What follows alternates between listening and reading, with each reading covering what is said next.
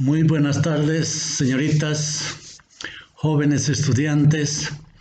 Vamos a empezar a desarrollar el segundo tema que tiene que ver con los talleres de investigación. Este tema implica el encadenamiento de lo que es el problema, la investigación y el marco teórico. Vamos a partir siempre de un par de objetivos y de un contenido, obviamente.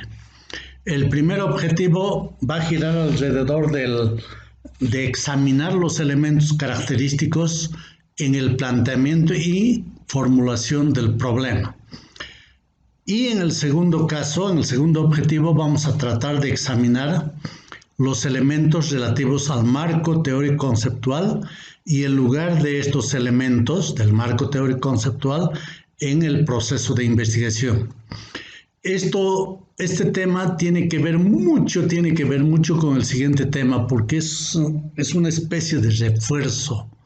En muchos casos esto no se desarrolla, pero yo veo la necesidad de desarrollarlo y no irnos directamente al tercer tema, que es la formulación en base a un planteamiento de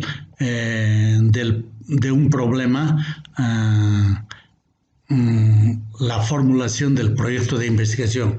Voy a repetir, en base a un planteamiento y formulación de un problema, en el tercer tema, vamos a tratar de elaborar, vamos a tratar de formular un perfil de investigación o un proyecto de investigación, si es posible.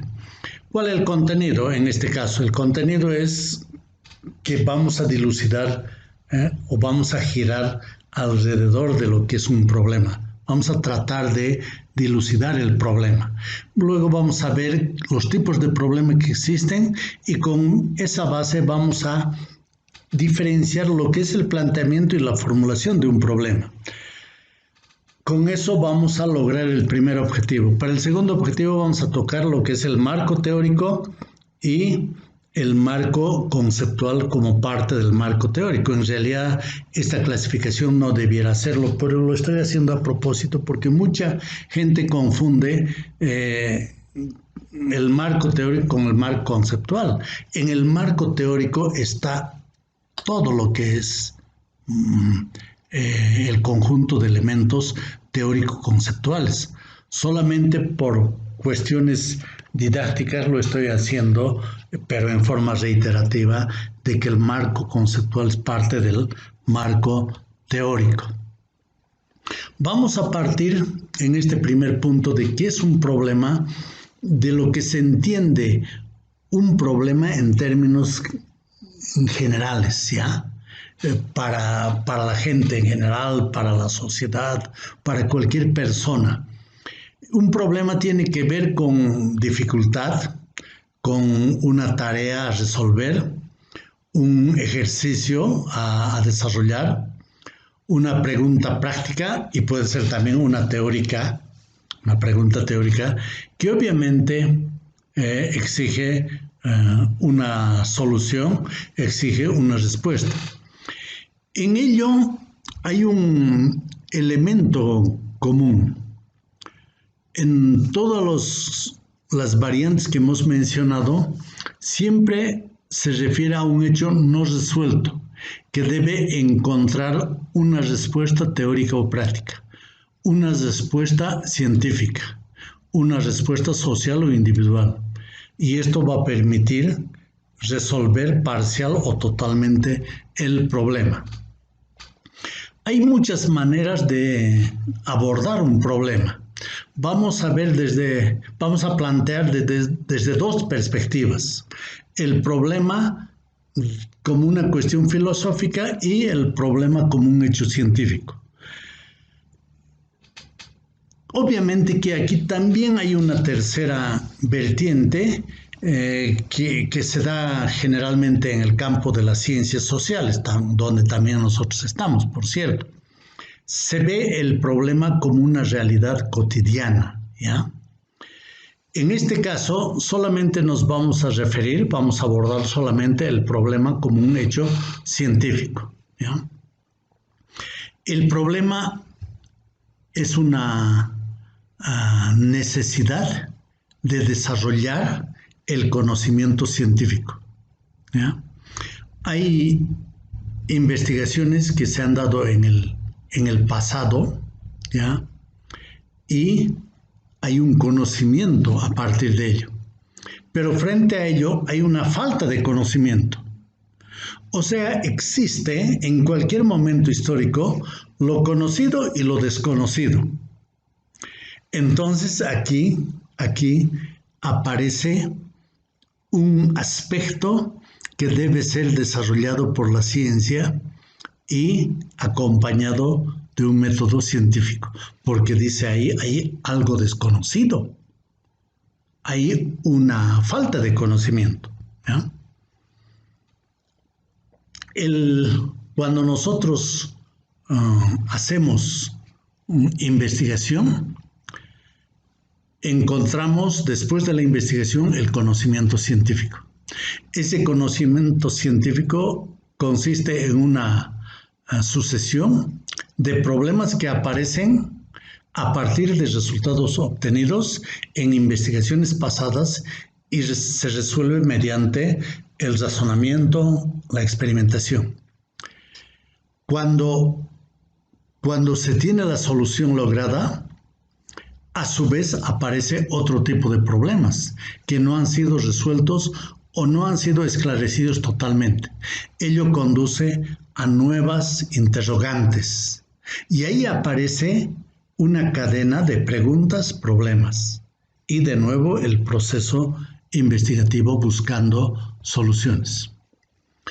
No podemos concebir la investigación si no hay problema.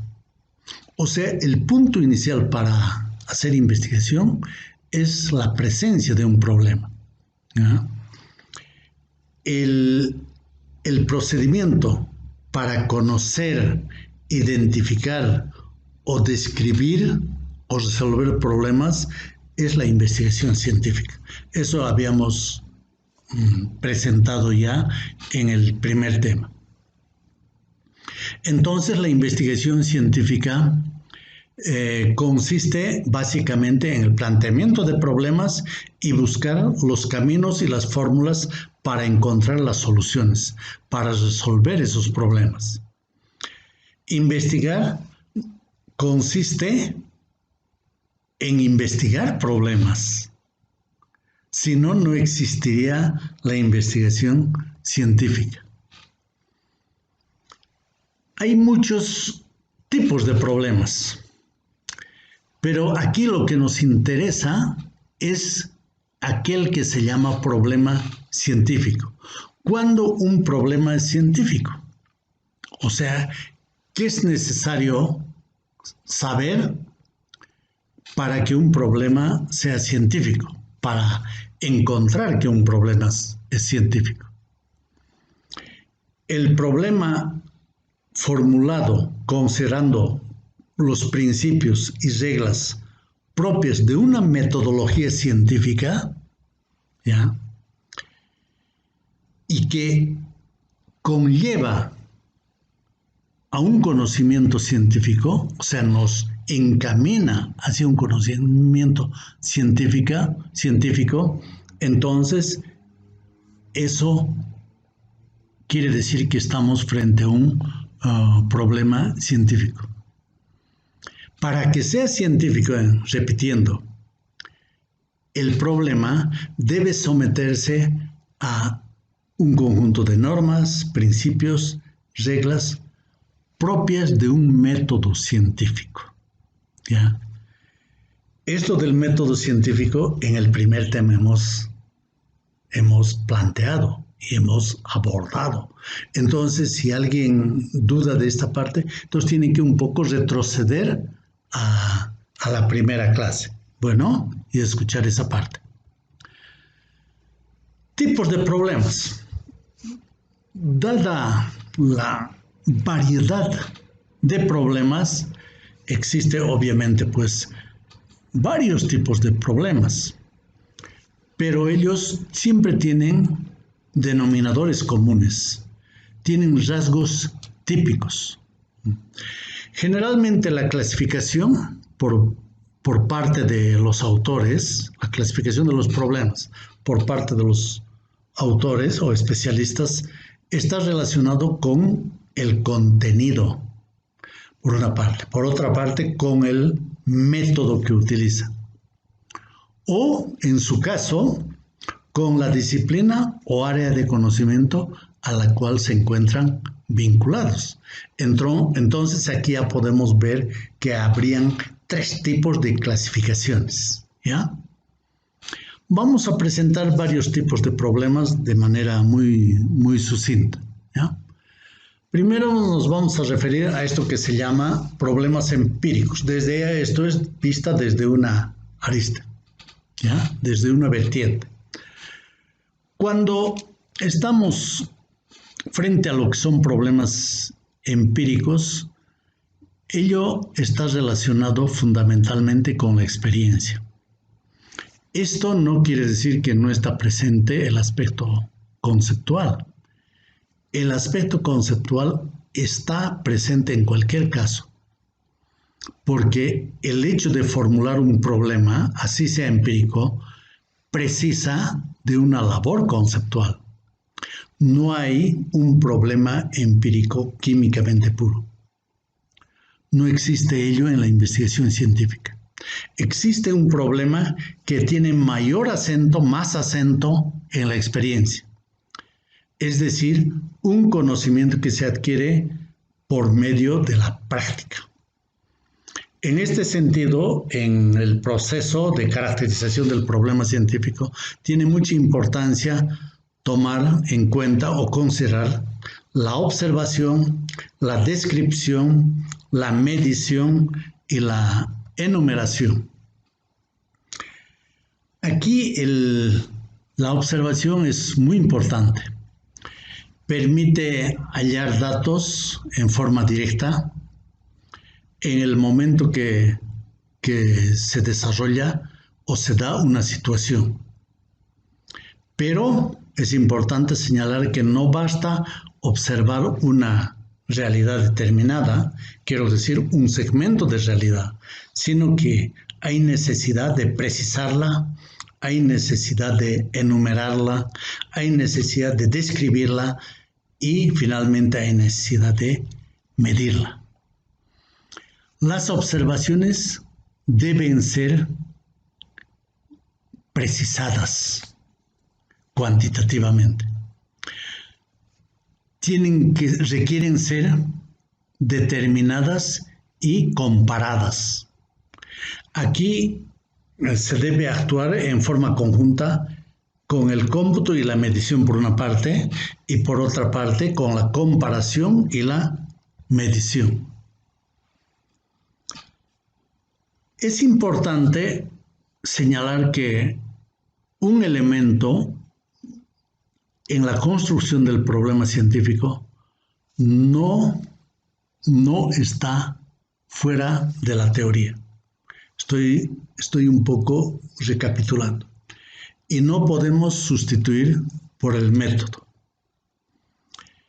Afirmar equivocadamente que la verdad se encuentra solo en los hechos y que el papel de la teoría se reduce a organizar y estructurar estos hechos no es aconsejable, ¿ya? La teoría siempre está presente, así estemos tratando problemas empíricos. Problemas conceptuales. Para entender un problema conceptual vamos a referirnos al concepto.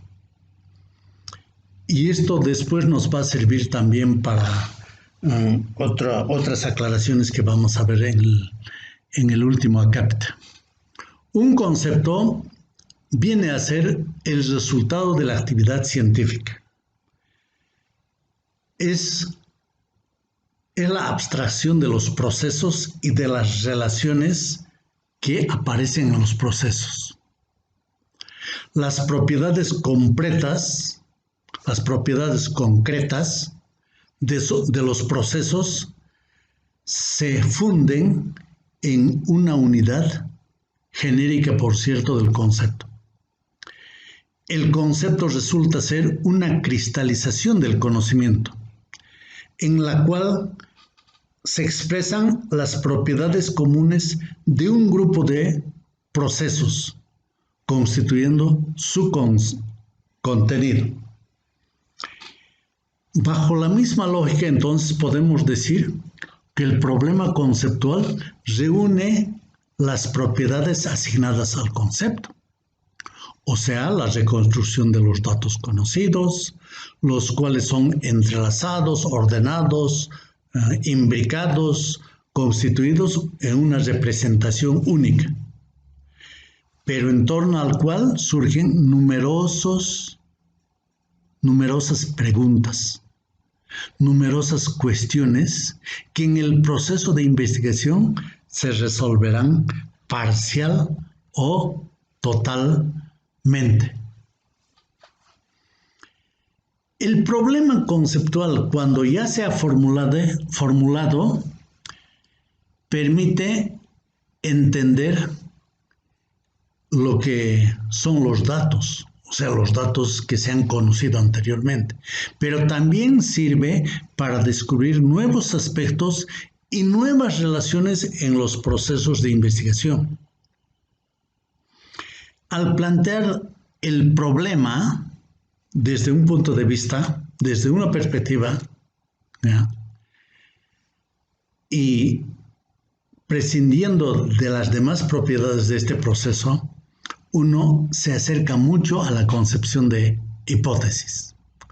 Entonces, en este sentido, también el problema está directamente relacionado con la hipótesis, que lo vamos a ver posteriormente. Ahora nos vamos a esto que se llaman problemas generales, específicos y particulares, ¿ya? Siempre nos hemos referido a las preguntas, ¿ya?, o a los problemas por resolver, pero también podemos decir las respuestas y soluciones a indagaciones que nos hemos hecho.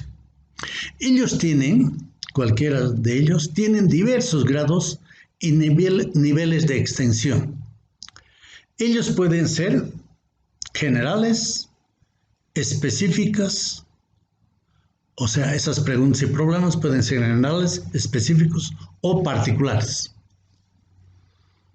Ello tiene mucha importancia en el desarrollo de investigación, porque también ello se repite, ¿ya?, de la misma manera cuando se quieren plantear los objetivos.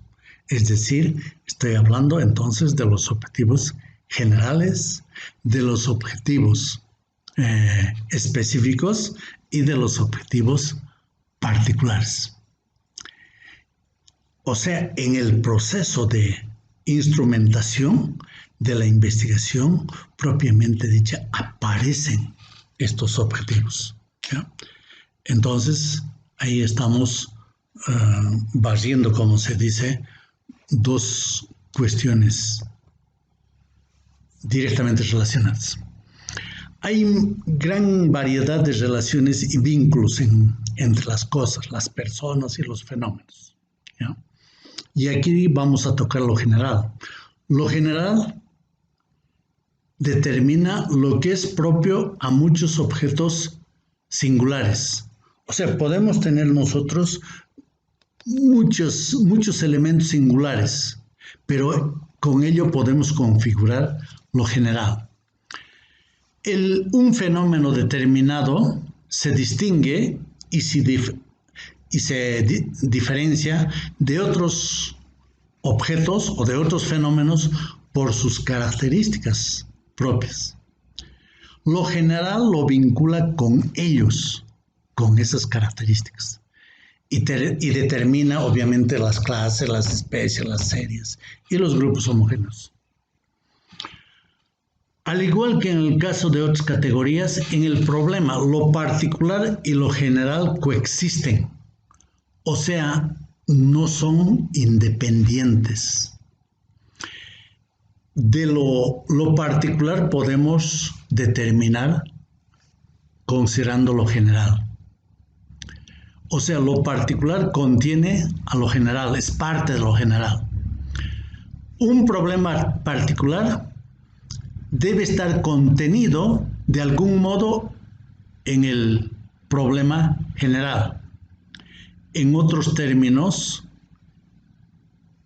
de un problema general se deriva un problema específico o particular. Lo que distingue una de otra cosa es pues lo singular, es lo peculiar. Y en la mayoría de los casos ello no se repite, ¿ya? Lo propio y lo específico, ¿ya?, se refiere a elementos concretos y precisos del problema. Lo general y lo específico o particular son eslabones de una sola cadena, o sea, son elementos interdependientes, ¿ya? En el problema general queda reflejado, expresado también, las contradicciones y las interacciones más generales del problema. Y de forma definida se expresa a través de los problemas específicos, que son los propios de la investigación científica, o sea, los problemas propios de la investigación científica. Y encuentran finalmente sus indicadores propios en los problemas particulares. Ahí está el encadenamiento, ¿ya? Y en ese orden además. Ahora nos vamos al tercer punto. Plantear, bueno, el orden es ese, plantear y formular un problema, ¿ya?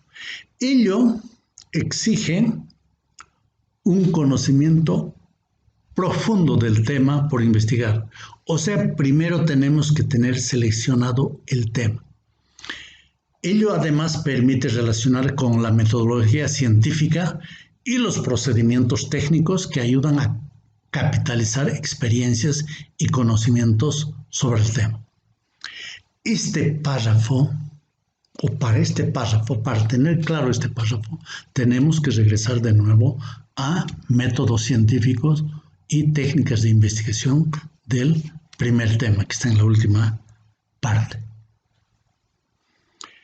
El proceso que considera el planteamiento y formulación de un problema posibilita a la persona dedicada a la investigación plantear numerosas cuestiones, numerosos interrogantes, por una parte. Por otra parte, revisar toda la información conocida sobre el tema que se investiga, ponderar las dificultades, valorarlas, analizar los vínculos, los procesos, las relaciones que existen entre las teorías propuestas, los métodos y las técnicas que se utilizan, ¿ya? Técnicas de investigación, por cierto, o que se quieren utilizar.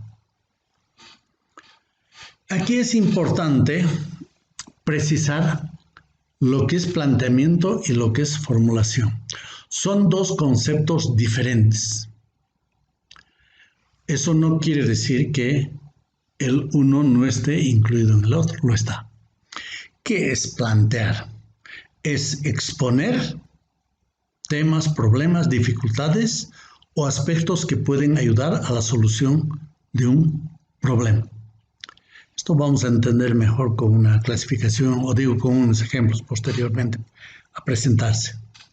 Se desarrollan un conjunto o orden de ideas con la finalidad de describir, señalar todas las instancias que deben atenderse o se necesitan en el proceso, que a su vez conducirá a la formulación de un problema.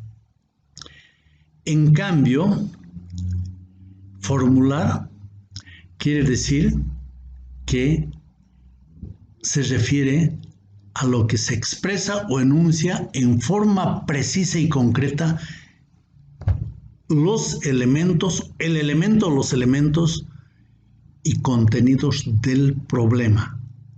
Es como decir, se aterriza. ¿Ya? La formulación es parte del proceso del planteamiento. O sea, no podemos hacer formulación si antes no tenemos planteado el problema. La formulación se constituye en el objetivo terminal del planteamiento. ¿Ya? En el proceso de investigación científica, en lo que corresponde a esto que estamos hablando, el planteamiento y formulación de un problema, hay necesidad de conocer elementos característicos, algunos por cierto, para identificar un problema. Porque cuando uno está ahí sin pisar tierra, es pues, no sé, es muy abstracto. Pero aquí tenemos unos cuantos, ¿ya? En este sentido, problema puede ser una necesidad que debe ser satisfecha. Es decir, hace falta algo para alcanzar un fin determinado, para lograr algo. O sea, una necesidad a ser satisfecha. B, una causa que hay que determinar, descubrir, precisar o explicar. ¿No? Ahí incluso ya tenemos verbos para plantear un objetivo, por ejemplo. Otra, algún fenómeno o alguna situación que no está explicada. Fenómeno o alguna situación que no está totalmente explicada. ¿Ya? Que no está explicada o está explicada parcialmente. Otro, una relación entre fenómenos, cosas o situaciones. ¿Ya? En este caso hay que buscar los puntos de intersección, de conexión entre dos o más fenómenos o situaciones. Quinto, una dificultad que debe ser superada, explicada, para ser luego eliminada o neutralizada. Aquí estamos hablando de un obstáculo de cualquier tipo que impide conseguir o entender bien algo. Otro, algunos fenómenos o condiciones que limitan la creación de nuevas y mejores situaciones. ¿Ya? Y un último, descripción de un objeto o de un fenómeno que nos va a permitir o conducente a definir o analizar sus características o sus propiedades. Y ahí lo dejamos. Entonces, el planteamiento y la formulación del problema es el primer paso del proceso de investigación. Ya dijimos eso.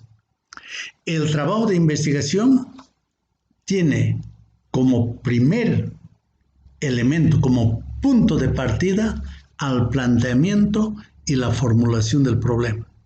Y luego se extiende por una serie de fases para encontrar respuesta a ese problema planteado. Además, esa formulación delimita la investigación y obviamente es también o se constituye en una guía.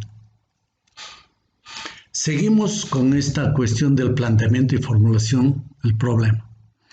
El problema debe estar bien formulado.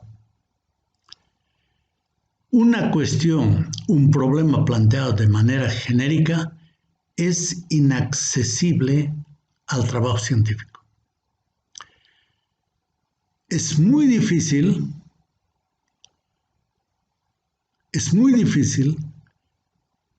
tener el problema formulado en forma clara y en forma correcta desde el momento que se vislumbra al inicio. ¿No? Cuando ya se tiene planteado el problema, hay necesidad también de dividir en cuestiones implicadas, tantos como sean posibles. Esto indica o se refiere a explicar algunos aspectos, algunos elementos relevantes relacionados con el problema a investigar. Entonces hay que desglosarlo, ¿no? Ahí es donde van a nacer también o aparecen naciendo el objetivo específico o el objetivo particular. ¿Ya? Ahora sí nos vamos a lo que se denomina el marco teórico, el cuarto punto. Una investigación, marco teórico. Una investigación no podemos concebir si no hay marco teórico. Porque el marco teórico es la orientadora y creadora de las bases de la investigación. No podríamos ordenar la masa de hechos relativos al problema si se carece, no se tiene una base teórica que sea el punto de apoyo. El marco teórico se expresa como un conjunto de proposiciones teóricas generales, teorías específicas, postulados, supuestos, categorías y conceptos que sirven para ordenar estos hechos. Fíjense, estoy incluyendo y conceptos. ¿Ya? En la práctica, el marco teórico cumple una función importante al ser un elemento integrador de la teoría con la práctica o con los hechos. Para diseñar el marco teórico hay que partir de una revisión bibliográfica sobre el tema. Bueno, antes de eso habrá que buscar fuentes bibliográficas. Una vez que se tiene, hay que revisar la bibliografía.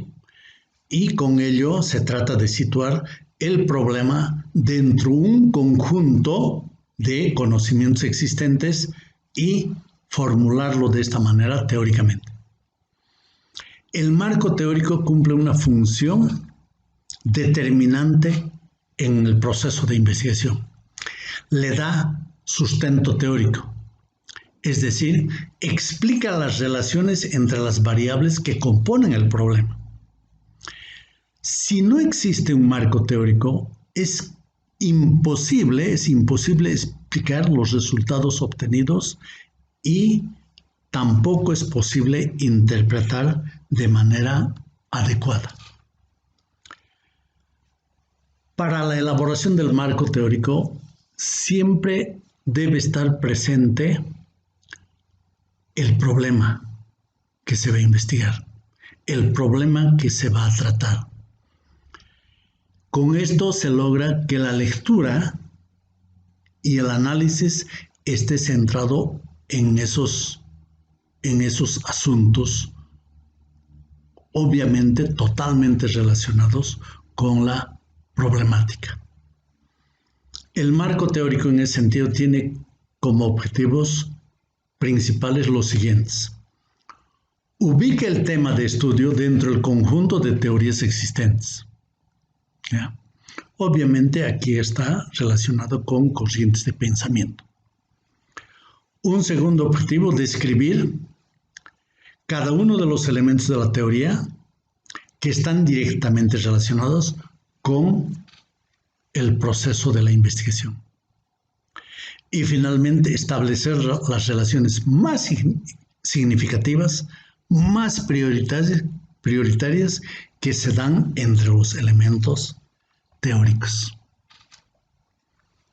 Entonces, la lectura de libros especializados, revistas u otras investigaciones y la consulta de personas especialistas versadas en ese tema de estudio son fundamentales para formular el marco teórico, para escribir el marco teórico. Es importante la capacidad de síntesis y la capacidad de comprensión de la persona que se está dedicando a investigar. Un buen marco teórico es el que permite obtener un conocimiento claro, concreto, del tema que se está desarrollando. La elaboración del marco teórico comprende dos etapas fundamentales. Uno, la revisión de la literatura y el desarrollo de una perspectiva teórica. Nos vamos a la revisión bibliográfica. Esta etapa consiste en detectar y obtener bibliografía y otro material muy útil para el estudio, o sea, para la investigación. Y además extraer y recopilar la información relevante que tiene que ver con el problema. Obviamente que eso hay que hacerlo selectivamente. Para ello, se puede hacer uso de fuentes primarias que proporcionan información de primera mano. Conste que aquí no me estoy refiriendo a la información cuantitativa, no, me estoy refiriendo a la información teórica conceptual. Fuente secundaria son compilaciones, resúmenes y listados de referencias publicadas en un área de conocimiento. ¿Ya? Lo propio aquí, no se está refiriendo a los datos, ¿no? Hay mucha fuente bibliográfica que generalmente, inclusive en los últimos tiempos, podemos encontrar en terminales de computadoras que están conectadas a bancos de datos o bases de datos y se pueden obtener todo ello para el marco teórico. Una vez que se tiene la información, hay que revisar en forma cuidadosa y extraer lo que se necesita. Y aquí es importante siempre registrar todos los datos de los documentos consultados, ¿ya? Ello hay que organizarlos y mejor si se utiliza para eso fichas. Hoy en día eso se puede hacer con base a un computador donde se facilita su organización a su vez y su integración. En una segunda etapa, perspectiva teórica. Aquí se desarrolla el marco teórico en sí. Se inicia obviamente después de la lectura. Y a este respecto podemos presentar un conjunto de 4 situaciones. Puede existir una teoría completamente desarrollada sobre ese tema. Pueden haber varias teorías que se aplican al problema en cuestión. Pueden haber piezas o partes de teorías con apoyo empírico moderado o limitado que se aplican al problema por investigar. Y un cuarto caso o situación, solamente existen guías no estudiadas o ideas vagas relacionadas con el problema de investigación. En cada caso la estrategia es diferente. Vamos a revisar rápidamente las 3 primeras. Cuando existe una teoría completamente desarrollada. En este caso, debemos recordar, explicar el por qué, el cómo y el cuándo ocurre un fenómeno. Sistematizar, o sea, dar un orden determinado. Predecir, hacer inferencias para el futuro. Si se tiene una teoría con estas características, que permite además evaluar los resultados, la mejor estrategia para construir el marco teórico, para elaborar el marco teórico, es tomar dicha teoría como una estructura, como la estructura misma para esa investigación, ¿ya? Debe ser una teoría sólida que explique obviamente el fenómeno en cuestión y permita dar nuevos enfoques o plantear nuevas interrogantes. En este caso, el marco teórico consiste en explicar la teoría y relacionar con el trabajo de investigación. Y aquí se toma una posición teórica. Segundo caso, segunda situación, cuando existen varias teorías que están relacionadas con el problema de investigación.